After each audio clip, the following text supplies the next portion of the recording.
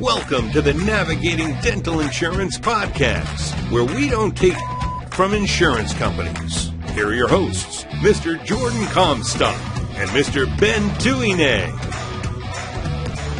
Welcome to another exciting episode of the Insurance Untangled Podcast. My name is Ben Tuine, and as you know, I'm one of the hosts of this podcast, and here with my good buddy, Jordan Comstock. Jordan, how are you, my friend? What's up, dog? How you doing? Good.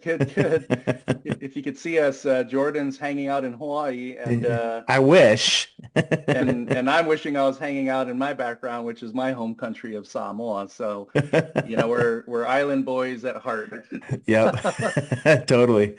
Today we have actually an awesome guest, in my opinion, a topic and a background that is entirely relevant towards dentistry from a leadership dynamic perspective, practice ownership perspective, or even if you're a manager, which in a roundabout way, I think this is for every professional, because most of us are parents, if not all professionals end up, being parents or wearing some kind of leadership role, whether it's at your profession, your church, or a community, or even a government position that you might hold.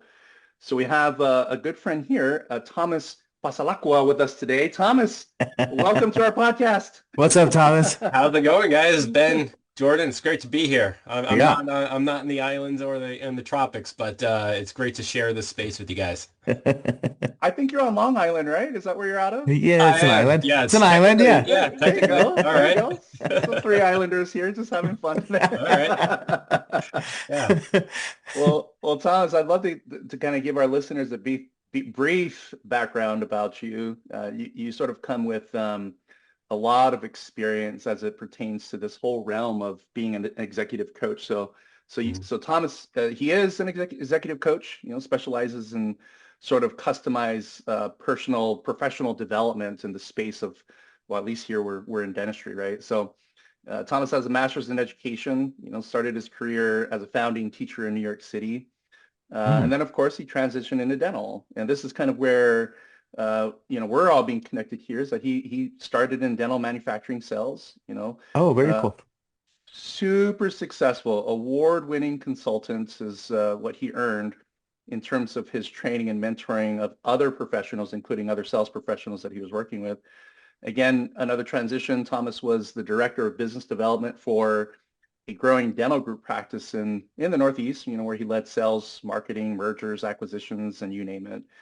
So in his executive coaching and professional training platform, Thomas is the owner of Ascend Professional Pathways LLC, where he really enables various industry leaders to gain clarity and improve just the general skill set of being a leader in their business, right, or a leader in general.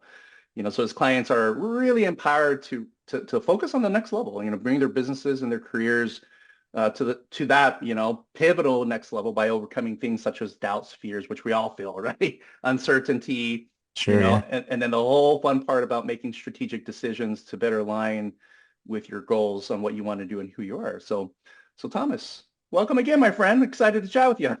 Thanks, Ben. Appreciate that introduction. Yeah, lots of amazing background here. And, I've had a couple calls with you already and just super impressed with you. And I was just excited to record this episode to get it out to the people that we serve in dentistry. Yeah. So the first thing at least the first question I have for you is this whole concept of overcoming doubts, fears, and uncertainties. When you look at just dental professionals in general, the dentist who owns his or her practice, grinding it out 30 hours a week of clinical and then another 10 to 20 hours running the business, so dentists are very busy individuals. Any entrepreneur that owns a business that's trying to strive for success, they're very busy and they have their own ways, their own mindset of how they want to do things, But when these professionals, and many of which are stubborn, right, including myself. Me too, dude. Yeah. We all are. Yeah. Like, how do you deal with professionals of that caliber when it comes to helping them overcome their doubts, fears, and uncertainties? Yeah, good question. And, I love these topics because I do think no matter who is listening can relate to it in a certain way. Yes, we focus on the dental profession and dental practice professionals, but everyone can relate to getting in their own way, right? Yeah, And that's how, it's a universal problem. right? Yeah, being our own worst enemies. And people can define that in different ways. Either you're, a lead doctor of a practice, an entrepreneur starting a business, or someone just starting in their career, figuring things out. There's always that, soft-spoken voice of doubt that lives within us, and it takes many different forms, but it generally prevents us from either aligning to our full potential or just delays our progress. And, again, it can take many different forms, but I do think that's a ubiquitous experience that any professional has. Now, to answer your question about, being stubborn and getting out of your own way, it's constantly pushing your boundary and your capability is when you are growing, when you are, pushing your limits day in and day out, trying to, build a successful business. And at that edge of, your functioning, but also edge of your, current capability, a lot of those emotions, which are a little bit negative, do tend to cloud your vision at that point. And again, it can take different forms, but I do think it's a common experience that many people can relate to. Yeah. Yeah. I have one follow-up question. I know you have a question that you want to hop in here with Jordan, but a follow-up question to that, Thomas, is, as I'm thinking about this whole dynamic of, being an entrepreneur and being a stubborn one, kind of set in your own ways or, being in your own way, does it take a certain amount of failure for an entrepreneur to experience to sort of open them up to a position To of become humility? humble. Yes. Yeah. I mean, what's that? How does that dynamic work in your world as you're coaching busy professionals that think well, I need to be sensitive. I shouldn't say that think they know everything, but it's, when I look at my own world, sometimes I'm like, I think I know better than that other person that's trying to tell me something, but when you really think about it, they're right and I'm wrong. Does failure contribute towards the humility aspect of professionals being willing to change or hear your message at least? I do think there's something interesting about that question. And you said that word failure. And in my style of coaching, we don't necessarily define failure because if you think about being an entrepreneur, you never really fail until you completely give up. Yeah. That's how people would define failure. So Failing is just learning. Yeah. exactly, it's a learning experience and it's feedback, right? There's no failure, it's Yes. only feedback. And Mhm. every experience, whether it goes well or it doesn't go as planned, you can learn from. And that's how I switch the perspective of those I work with, of do we really need to have that emotional attachment to that failure? Do we define it as a negative? Or do we define it as a chance to learn, an opportunity to learn? And as painful as that might be to our egos, if you are a successful entrepreneur that, again, pushes your capabilities and has that growth mindset, you are able to navigate those experiences and learn from them and constantly have that growth-oriented mindset to allow you to keep going. And if you do look at that failure as, what defines you, yeah, you are going to be getting in your own way and delaying your progress and running into more difficulties than necessary. Mhm. But if you look at those experiences as, well, how can I learn from this? Yeah. As difficult as that lesson might be, well, then you always find a way forward and you always find a way to be flexible, nimble, and creative to hit the goal that you want. So a lot of the work I do is redefining those failures or those experiences and figuring out, all right, how do we actually gain from these experiences? Love it. Yeah. I think that's interesting Yeah. because the minute you say, "Oh, I failed, I'm not good," it literally stops your brain from problem solving and Hmm. figuring out how to overcome, what you Yeah, just failed or yeah. whatever And challenge you may be it's having. Yeah, and it's tough. I mean, there are these days and moments in every business owner's, experiences or They any, just suck. Yeah. yeah, I mean, and it's like, all right, well, maybe there was something you could have done to prevent that or to mitigate it, but at the same time, there's so much out of your control.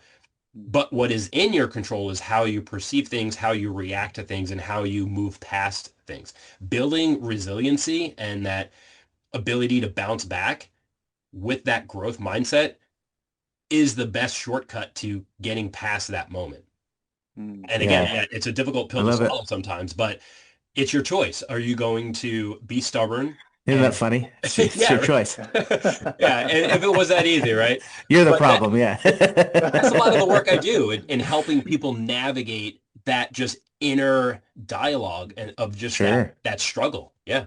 Mhm. So speaking of inner dialogue, I see this a lot with like salespeople on my team with imposter syndrome. Mhm. How do you help manage, or what do you recommend for leaders and teams to help manage imposter syndrome to not only themselves but other team members? I see this a ton, especially with like salespeople. Yeah, I don't deserve this sell. I don't deserve to. You know what I mean? I don't deserve to hit quota, or I don't, whatever it may be, right? With salespeople, you in the dental office, it may be, I don't deserve to drop this insurance, this PPO contract. I just need to keep writing off, whatever it may be, right? Like, how do you help people with that? Yeah, imposter syndrome is another one of those common. It's dumb, yeah. Yeah, it's just like why does it even exist, right? But that's Yeah. being a human, and I mostly focus on like the emotional side of business leadership, and that's Hmm. my own personal experience from over the years, but something that I think everyone can relate to. And it's defining is there a purpose there? Is like why even have that mindset? And really figure out how do we work through it. So I generally ask the questions, okay, does that mindset help you accomplish what you want to accomplish? Yeah. 99% of the time, they're like, Does it no, help it you or doesn't. hurt I'm you? like, Yeah. no, I don't know. It's a silly thing that we do. But you default to those patterns. And if you zoom out enough and analyze your situation enough, you realize, okay, you're not really doing yourself any favor. So objectively, there's really no purpose to it. There's really no point. Yeah. And if you look, I guess why do people fall into those negative emotions, those negative thinking? yeah, I mean, there's probably a many different reasons why people kind of default. Childhood trauma.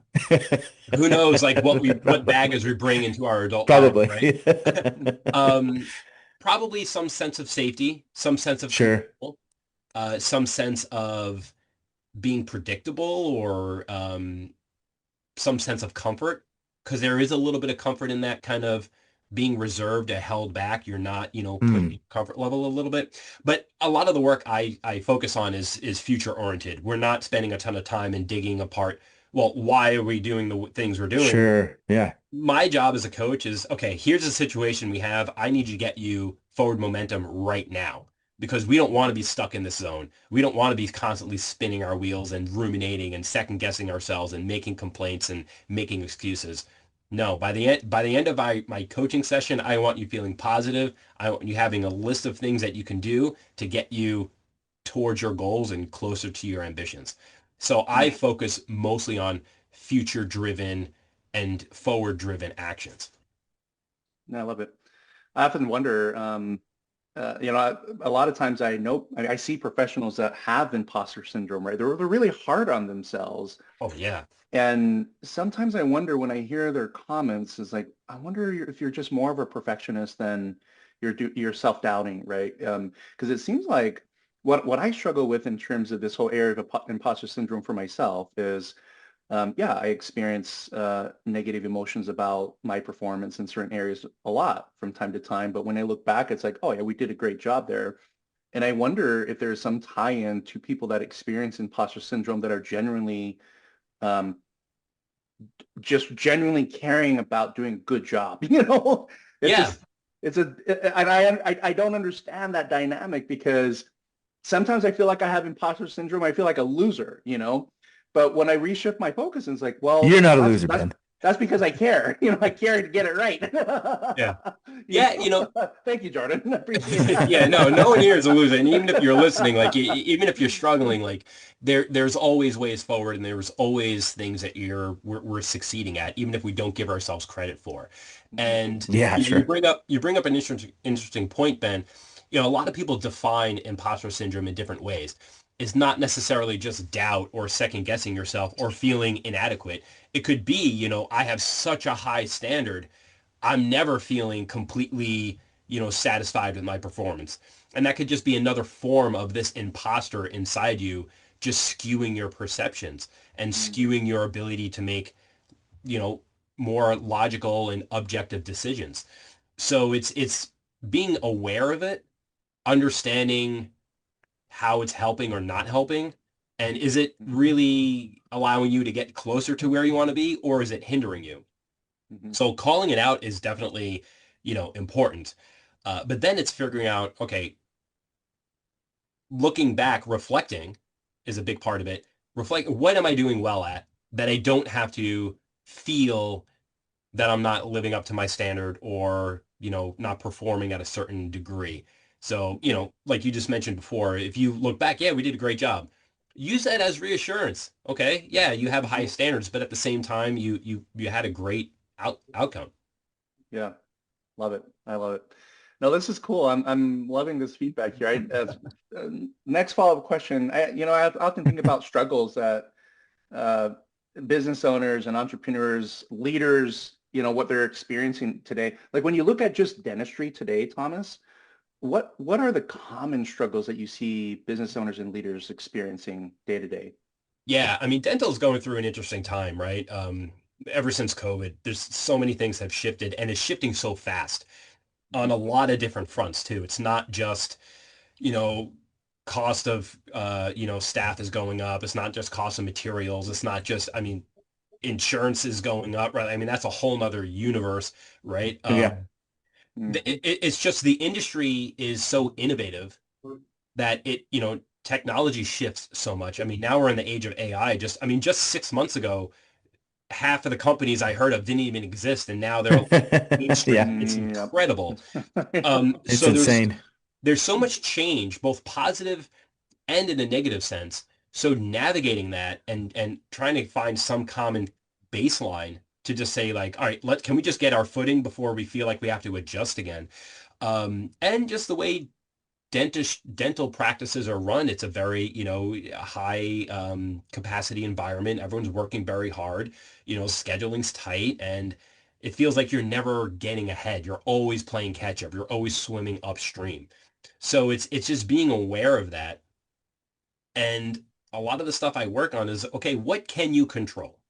Mhm. Because we can easily get overwhelmed. We can easily get distracted and pulled in 100 different directions and just overstimulate ourselves. And then we're just burnt out, early in our careers, which again is common in dentistry, right? How often do you Yeah. see someone in their 40s is just like, I just need to get out. Like you already hit that ceiling. That's unfortunate, right? Mhm. So You see that a lot in dentistry. It's kind of sad. Yeah. yeah. And not just clinical too. I mean, just, admin staff and people within Yep. the industry, it's all around. So it's trying to mitigate what can you actually control. Mhm. Focus on that, empower yourself, get out of your mindset that things are just mayhem and really just allow yourselves to focus on the actions that can make a difference. And again, that goes into a lot of different areas, but my style of coaching is really customized. So whatever your priority at the moment is, that's what we're working on. Mhm. Love it. Okay, so I got a question, Thomas, for you that just popped in my head. When typically when practices maybe like a practice owner maybe,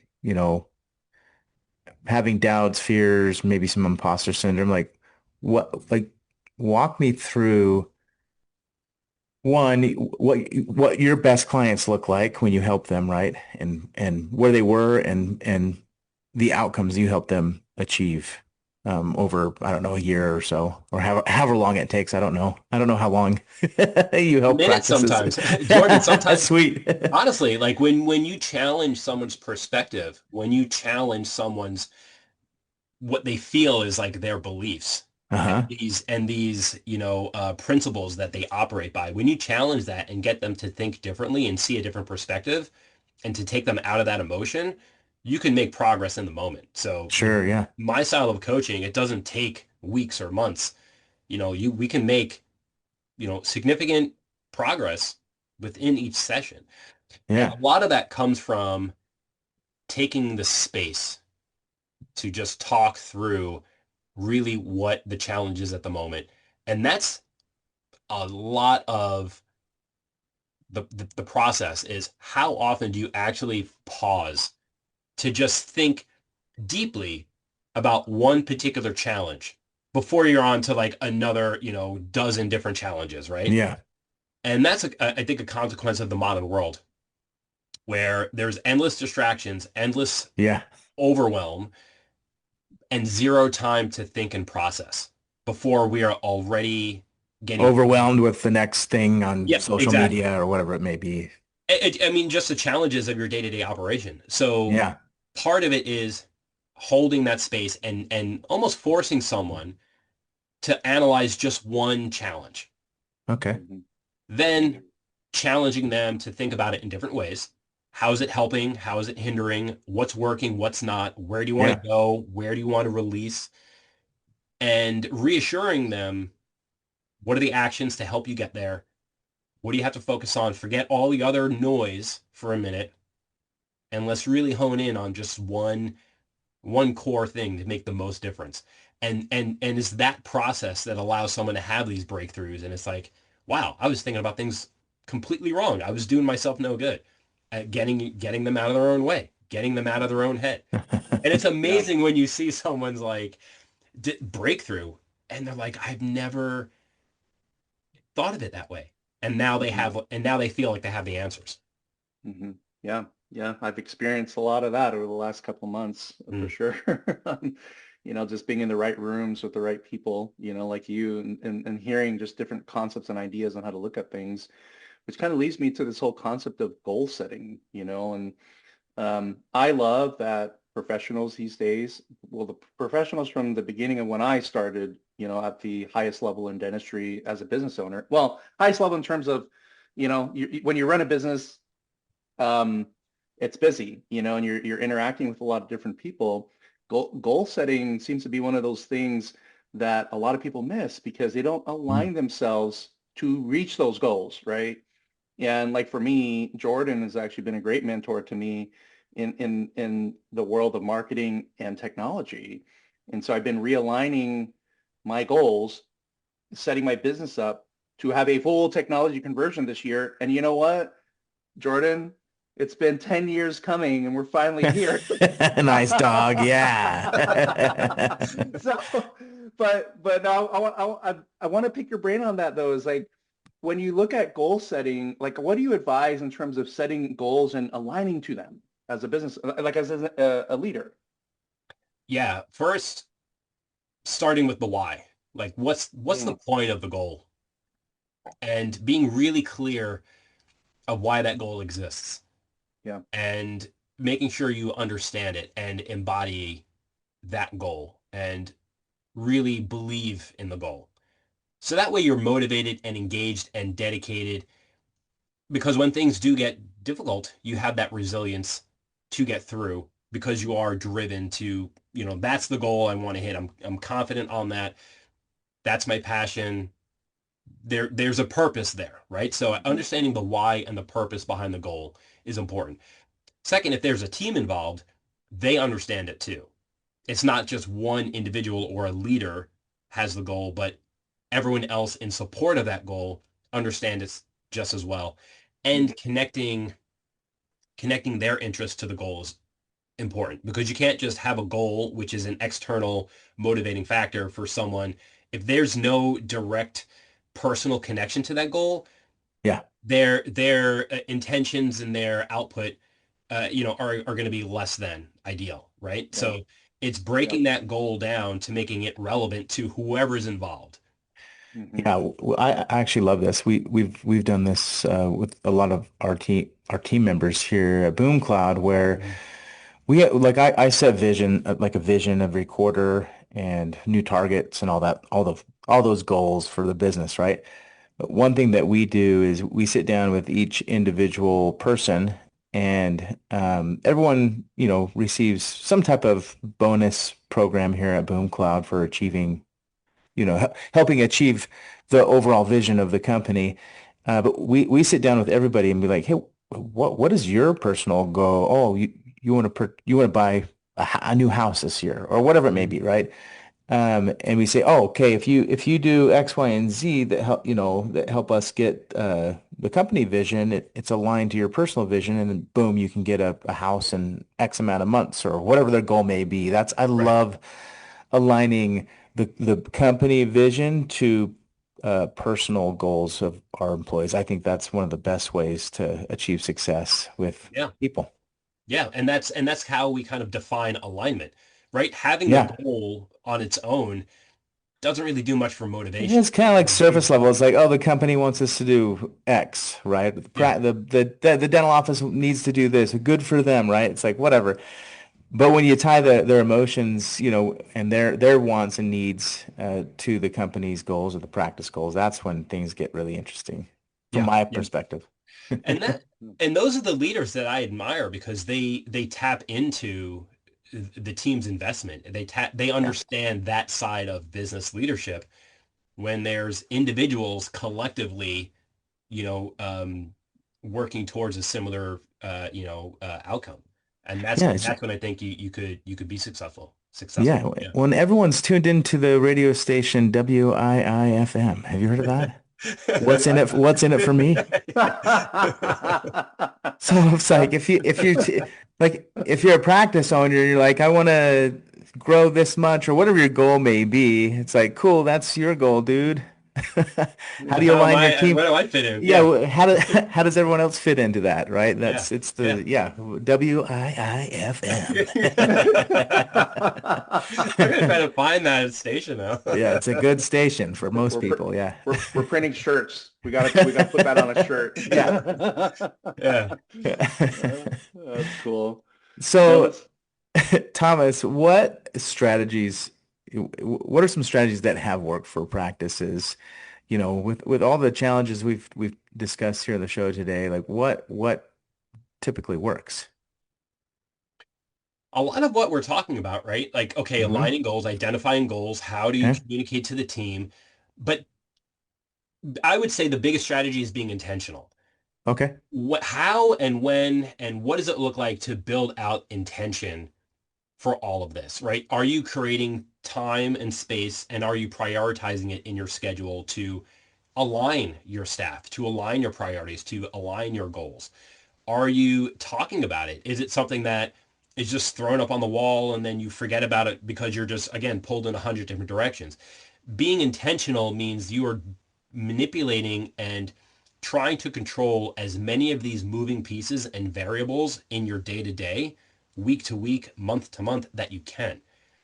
And yeah, there's always so much out of your control, but if you're intentional on trying to be in as much control as possible, you're going to mitigate a lot of that noise and a lot of the external variables that are going to come up and surprise you. And then it's another quarter, another 6 months, and it's like, oh, we've never hit that initiative we wanted to last year, right? So Yeah. it's trying to stay ahead of all of that. So I talk a lot about, well, what does that look like? What does that look like on an operations level, on a scheduling level, on a communication, a messaging level, to get ahead of all of these initiatives? yeah. Yeah, is like one thing that I like to discuss with our team is like now that you know the goal for this month or this quarter, like what's your daily action plan to try and achieve that, right? Like reverse engineer what we need to do type Yes. thing. So it's simple because often like most leaders and business owners and practice owners, they have this big vision for the practice or for a business. And it can seem overwhelming for, Yep. individual contributors of that team. So one thing I've found, Thomas, when you break things down to the day, maybe even down to the hour, Absolutely. Yeah. it seems a lot easier for people. I don't know if that's something you're seeing out there when you're coaching practices, but A hundred I percent. find it It's interesting. it's it's dissecting it down to actions.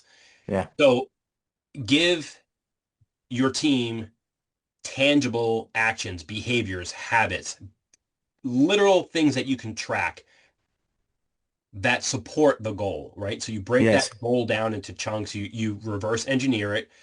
What are the actions that will promote success for that goal? If it's sales, okay, dial it down to, all right, Inputs, outputs. What do you need to input exactly. in? What's the output? Yeah. And what that does, it then empowers you, again, to control as many of the variables as possible. It Yeah. empowers you to focus on the core activities and not just be overwhelmed and say, oh, we got to hit goal. Well, how am I going to hit goal? How do we do it? Yeah, Mm. Yeah. being intentional, right? And it's, taking the time to define what are those activities and from which staff and in what capacity and what degree. So it's really micromanaging a lot of it. Yeah. But once that system's in place, it's not difficult to do because you already have the machine running. You Yeah. already know what to track. You're eliminating that space of not knowing. You're eliminating those questions because now you have tangibles to actually manipulate. There's a saying we have here internally. When I set a goal, uh, the Tootsie Pop commercial. How many licks does it take to get to the center of the Tootsie Pop? When I set a goal, I'm like, all right, sales rep or whoever, how many licks does it take to get to that Tootsie Pop center, which is the goal, right? And people are getting it now, right? Because they're like, oh yeah, okay, what do we need to do to get to the Tootsie Pop center? Yeah. Yeah. That's kind of how I look at it when it comes to helping teams. Because not everyone, thinks in big visions and goals, and it can be overwhelming for most people, I would imagine, in a dental practice, the dental assistant's not going to be like, yeah, we got to grow by 20% this year.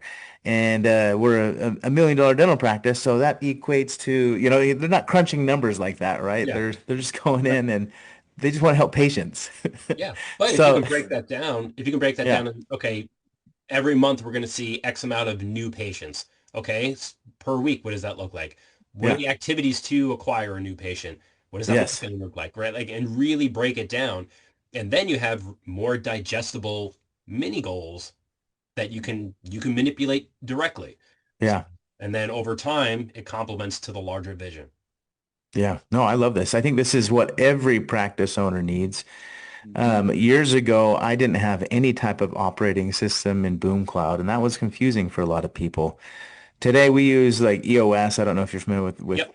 that type of Sure. methodology. Mhm. There's a bunch of Yeah. methodologies like that, but that's been really helpful, right? But also, it's still a challenge, right? It's not easy, even though you have a system. Yeah.